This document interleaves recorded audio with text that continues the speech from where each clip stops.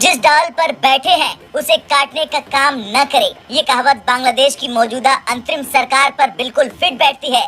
भारत के बिना समर्थन के शेख हसीना ने बांग्लादेश की राजनीति में ऐसा भूचाल ला दिया कि गद्दी पलटने की नौबत आ गई। दरअसल भारत की न्यूट्रल नीति के बावजूद शेख हसीना ने बांग्लादेश की अंतरिम सरकार की नींव हिला दी।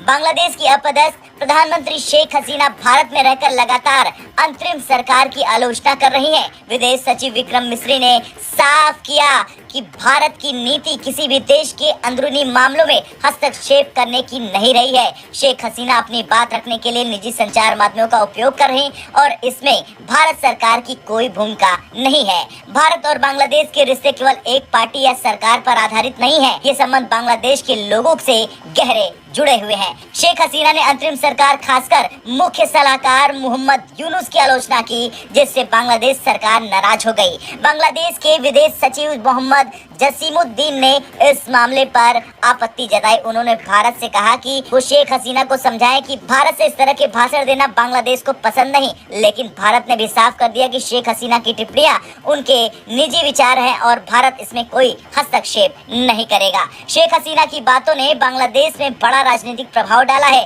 भारत में रहकर भी उनकी आलोचना ने अंतरिम सरकार की साख को चुनौती दे दी। उनके समर्थक बांग्लादेश में लगातार प्रदर्शन कर रहे हैं और ये दिखाता है कि उनकी पकड़ अब भी मजबूत है। ये स्थिति अंतरिम सरकार के लिए बड़ा सिरदर्द बन चुकी है।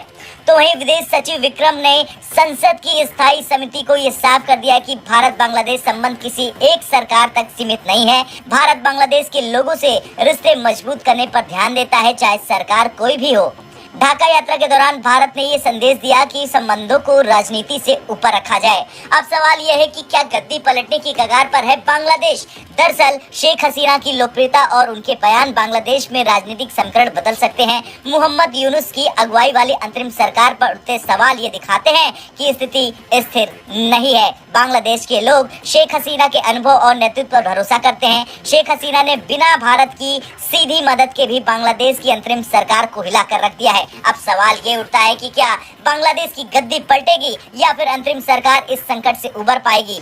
आपका क्या कहना है? जिस तरह से भारत ने शेख हसीना को लेकर बांग्लादेश को जवाब दिया, उसे लेकर कमेंट कर जरूर बताएं। ब्रेकिंग न्यूज सबसे पहले देखने के लिए सब्सक्राइब करें।